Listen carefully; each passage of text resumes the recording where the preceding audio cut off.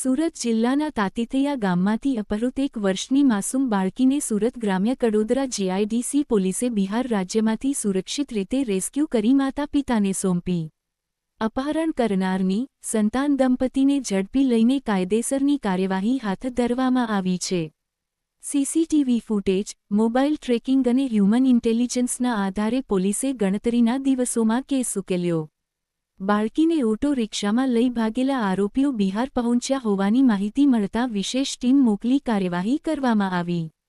બાળકી સંપૂર્ણ સુરક્ષિત મળી આવતા પરિવારમાં આનંદની લાગણી ફેલાઈ. પોલીસની ત્વરિત અને અસરકારક કામગીરીની સર્વત્ર પ્રશંસા થઈ રહી છે. જી સર, ગઈ તારીખ 16/12/25ના રોજ કડોદરા પોલીસ સ્ટેશનના તાતીથિયા વિસ્તારમાંથી એક ફરિયાદી બેને આવીને ફરિયાદ આપેલ કે તેમની 1 વર્ષની બાળકી ને તેમના બિલ્ડિંગમાં જ રહેતા જે આ કામના આરોપી છે કુંદનપુરી રામદેશપુરી તથા તેમની પત્ની મોની દેવી કુંદનપુરી, આ બંને જણા સાંજે એમના ઘરે આવે અને ઘરે આવીને ફરિયાદીને કીધું કે અમે બજારમાં જઈએ છીએ તો તમારી દીકરીને બી જોડે બજારમાં ફરવા લઈ જઈએ.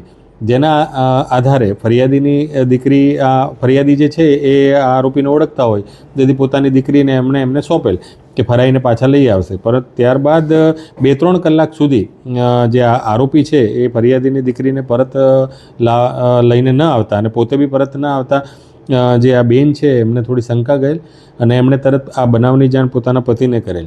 જેથી એમના પતિ જેઓ નોકરી પર હતા ત્યાંથી તાત્કાલિક તેઓ ઘરે આવેલ અને ઘરે આવીને આજે કુંદનપુરી અને મોનીદેવી જ્યાં રહે છે ઉપર બિલ્ડિંગમાં તેમના ઘરે તપાસ કરેલ તો એમનું ઘર બંધ મળેલ અને ત્યારબાદ એને ફોનથી સંપર્ક કરવાનો બી પ્રયત્ન કરેલ, જે મોબાઈલ બી સ્વિચ ઓફ આવેલ. જેથી તેમને આ જે બનાવ છે એમને ખ્યાલ આવ્યો કે આ અમારી દીકરીનું કદાચ અપહરણ કરીને લઈ ગયા છે એવું એમને ધ્યાન આવતા તાત્કાલિક એ લોકો પોલીસ સ્ટેશન આવેલ ને પોલીસ સ્ટેશનમાં આવીને આ બાબતની જાણ કરેલ. જેથી પોલીસે તાત્કાલિક તેમની વાત સાંભળીને અને તાત્કાલિક કડોદરા પોલીસ સ્ટેશનમાં આ બાબતનો ગુનો દાખલ કરવામાં આવેલ અને ગુનો દાખલ કર્યા બાદ જે આ ગુનાની ગંભીરતાને ધ્યાનમાં રાખીને સુરત રેન્જ આઈજીપી શ્રી પ્રેમવીરસિંહ સાહેબ તથા સુરત જિલ્લા પોલીસ અધિક્ષક શ્રી રાજેશ ગઢિયા સાહેબના માર્ગદર્શનમાં એલસીબી, એસઓજી પેરોલ અને લોકલ પોલીસની અલગ અલગ ટીમો બનાવવામાં આવેલ અને તાત્કાલિક આ ગુનો જે છે એને ડિટેક્ટ કરવાનો સાહેબ તરફથી સૂચના મળેલ. જે આધારે આ ટીમો આ ગુનો ડિટેક્ટ કરવામાં ટેકનિકલ અને હ્યુમન સોર્સિસના આધારે તપાસ ચાલુ કરેલ. જેમાં ટેકનિકલ સોર્સથી જાણવા મળેલ કે આ જે આરોપીઓ છે કુંદનપુરી અને મોનીદેવી આ લોકો આ દીકરીને લઈને અને સુરત તાતીથિયાથી સુરત સિટી બાજુ ગયા છે. જે બાબતે સુરત સિટી તરફ જઈને તપાસ કરવામાં આવેલ, ત્યાંના સીસીટીવીને બધી તપાસ કરવામાં આવેલ.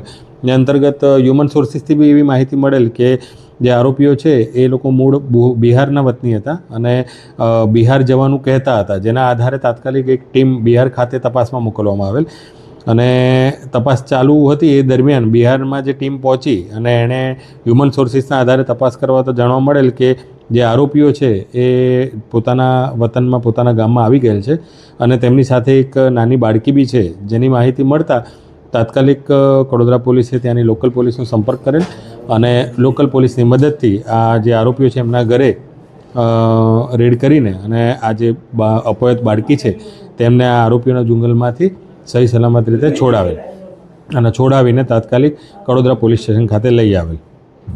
पहले से सर इन लोगों के पास बच्चा था या नहीं था आरोपी के पास?